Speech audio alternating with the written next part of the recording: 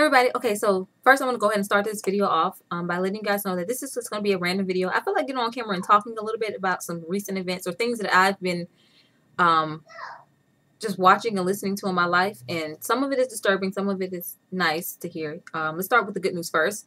Two albums I'm absolutely loving. If you guys didn't know, I used to be a dance. Like, I make it seem like I just used to dance, like, professionally. No, but dancing's always been a passion of mine. Jazz and ballet, ever since I was a little girl. So yeah, jazz. So when you're a dancer, you're automatically yoked with music. So I don't sing or anything like that, but I absolutely love music, all different genres of music. And the two albums that I'm really loving right now are Miguel's Kaleidoscope Dreams. Ooh, I love that song. That song, the album, the whole album. I can listen to it from start to finish without any problems. So I love me some Kaleidoscope Dreams. I have to sit down with him, put on some 6-inch heels, the sexiest ones I own, with a glass of wine. Of course, I pump and dump and just listen to the music because that's how it makes me feel. That's what makes me want to do. Don't judge me. Sure. Okay? But, and then the other album is going to be the complete opposite, the complete 180, and it's Kendrick Lamar, new debut studio album. I guess it's off a major label because he used to be an underground artist from Compton, and it's called Good Kid, Mad City. And I love that album, and I'm not a rap girl. Rap has no place in my lifestyle right now. I am 26-year-old stay-at-home mother of 4 boys, so yeah, I can't be listening to hardcore rap music all willy-nilly with them. But I bought the CD last night and I listened to it twice straight through. So I didn't go to bed till 1:50 that morning because I was up listening to that album. It was so good I had to hear it again. And the thing about supporting our black artists, you have to, you buy their CD, but honestly, the label gets the money first. The artist is the last to get paid. So how they make their money is off doing shows. So if you're fortunate enough to have the artist in your city, go buy a ticket. Buy an actual ticket. Don't bootleg it. You know, you want to support our black artists, especially if they're doing well. Because this kid, Kendrick Lamar, he comes from Compton. And let me just put this out here. I'm from Georgia. I was raised in Atlanta. I was born in Columbus, Georgia, from the country, so the dirt roads, whatever. So sometimes I hear my little accent come out. Is when I get real, I let my guard down. I'm like, and I get into whatever I'm talking about, and then it comes out. But the one thing I can say about Californians and Southerners, it's a completely different place. I've never been to the Northeast, so I don't know how that is. But I know I lived in the South, and I lived in California for the past 7 or 8 years, and yeah, it's completely different. And I can identify, let me say, no, I can't identify with him, but I can understand. I can empathize, understand, like, his music. And the whole album just chronicles his how his life was when he lived in Compton. And, you know, let me put it to you like this. When I moved here, I was told, don't hang out in Compton and Watts all willy-nilly just because I did attend college there, well, the JUCO, the junior college there, for a couple of classes. And for me, it was like I fit right in. I'm like, what? This is where all the black people is. Because you've been in California, it's a bunch of Mexican people and it's a bunch of white people. That's all you see.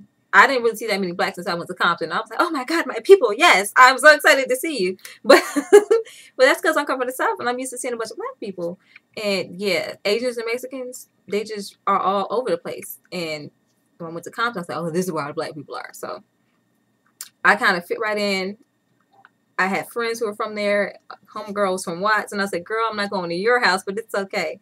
And then but I'm living on the east side of Long Beach, and it's like, the whole gangbang thing, that is real life for them. It's not a game, it's real. And it's you look at it, but you look at it from the outside looking in, you're like, why? If you can have this different dialect, this different code, this different color, this whole system, this whole way of living by this gang life, why can't you be a functioning member of society? You can apply all these rules to college, to get yourself a career, to get a job. You can. It's like a lifestyle out here. People gangbang because they crazy, not because they poor. Like I said, I'm from Columbus, Georgia, and how them people live out here, how the poverty is out here, is nothing compared to what it is back home.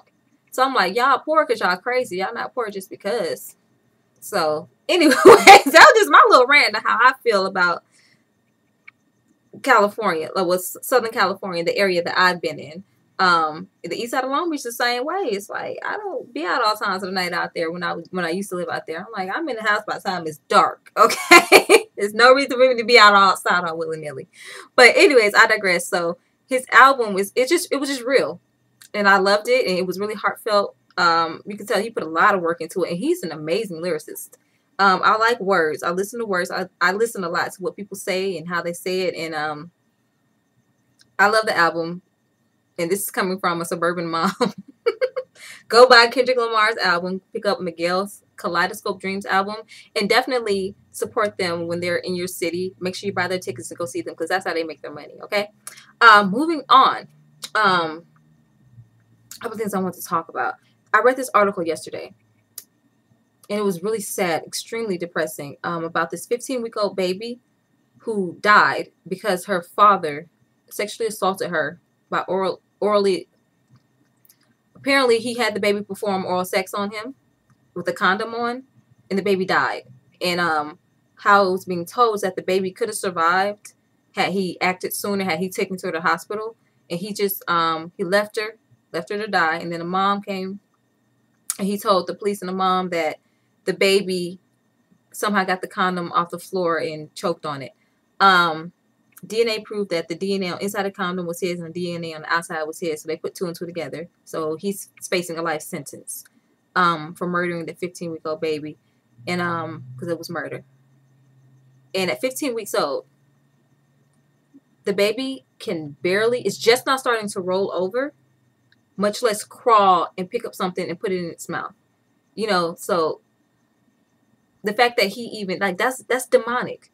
Who thinks that baby is just brand spanking new? That mother just delivered that baby 3 months ago. And who desires to, it's not even worth asking a question. But that was a demonic situation. That person had, you can't tell me that's not what that was. A reasonable thinking person doesn't do something like that. And it just made me like, oh my God. And I keep hearing all these disgusting stories. And then I watched this show called on TV One. It's about parole officers, and one of the officers deals specifically with sex offenders. And after reading this article, I actually watched this last episode with one of the sex offenders. He got off, he's on parole or whatnot, and he goes and checks with his parole officer. He brings comms. Apparently, they're supposed to have permission before they can have sex. And he took a lie detector test saying that he viewed pornographic material. You're not supposed to view that type of stuff if you're a sex offender. And so the lady violated him. So he went to jail. He went to court.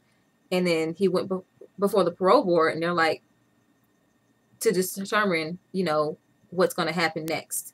And another thing he violated, he had phone contact with one of his victims, because he had 2 victims, and the little girl was 18, and he said, well, I thought it was okay to talk to her because she was 18, and it clearly stated that you're not supposed to have any contact with any of your victims. And he had an excuse for everything. I saw the pornographic material. I was on my son's iPad. He had it on his computer. The picture came up. That's how I saw it. Why did you have contact with your victim? She called me. She was suicidal. She said she was going to kill herself, and she needed closure. She was upset that I went to jail, and she thought it was her fault. And I talked her down. So you're thinking all of these excuses he's giving, they're plausible, right? Okay, but then the one of the parole officers brings it back around for me, because I'm thinking, okay, this man served 8 years. He did his time. Okay, everybody deserves a second chance. Then she goes to point out, how old was your victim when this happened? She was 7 years old. I'm like, 7? What did he do? And he's like, what was your crime? It was oral sex. And I was like, you had a 7-year-old perform oral sex on you for how many years, or however amount of time, but even if it's just one time. Oh yeah, send his ass back to where he got to go. So she said, we'll give you 18 months, but we're going to reduce it to a year. So I'll see you in a year, see if you are parole again. And I'm thinking, these people are on the streets, sex offenders. And it's like, I read another article of this little black boy in Philadelphia. He was 8 years old, walking to football practice to the park. And the park was probably adjacent or probably across the street where he lives. But thinking at 8 years old, my child is 6. It's not unreasonable for a parent to watch your kid walk across the street to the park to football practice, you know. And I wouldn't do that because of all these articles that I read, and my children are at my hip at all times of the day. It's not even a game. I'm so fortunate and blessed to be able to stay home with them because I can't imagine something happening to them. Not that it's out of my control. You know what I mean? It's like I try to control it. I try to make sure that I put them in situations where they're with me, where I put them around people who you never know how people are. I don't trust anybody with my kids, put it like that. Anyways, back to the story. The boy is missing.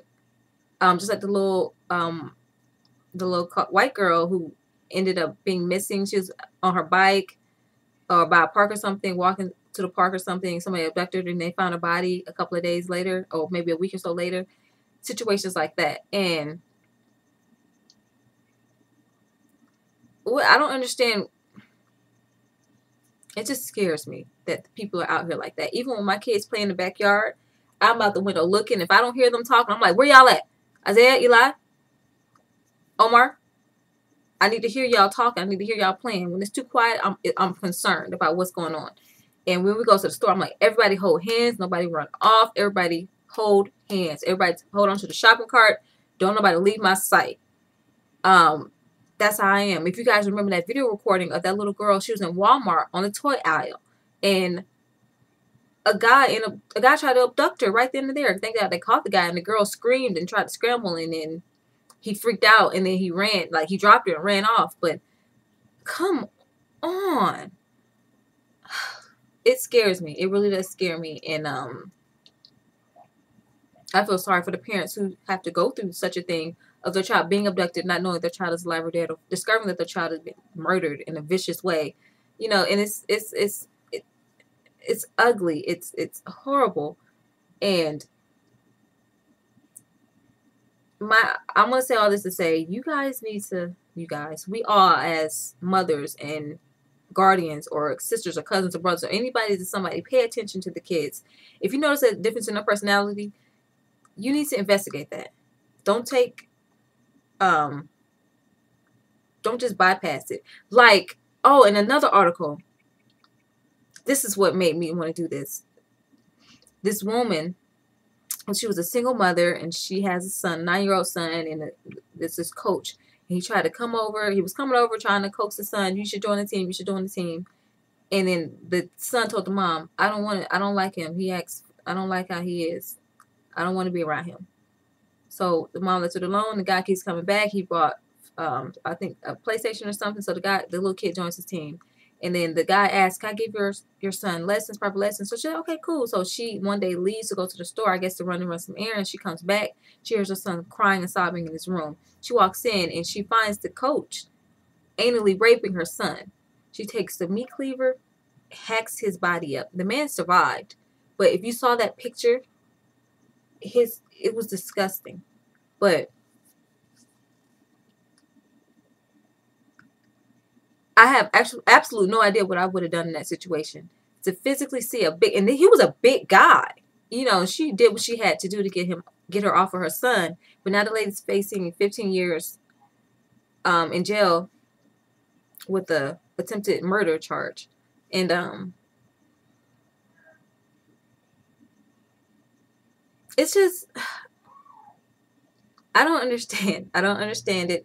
And I don't even know how to go about how to protect children for stuff like that, other than talking to your kids and letting them know that if somebody does something to you, it's important to tell us. And even if you're even sometimes the abuser will threaten their child, saying, I'll hurt your parents, I'll kill your mother or your father if you tell somebody. And just let them know that nobody can hurt you, that nothing's going to happen to you if you let them know what's going on with them. And I understand that not everybody's a stay-at-home mom. I have the luxury of that. You got to go to work. You got to work all these hours. You got to come home and provide for your family. You have to cook, clean, help with homework, do hair, and then try to take care of yourself. So sometimes paying attention to those small details fall by the wayside. But we have to be more attentive to what's going on to our kids.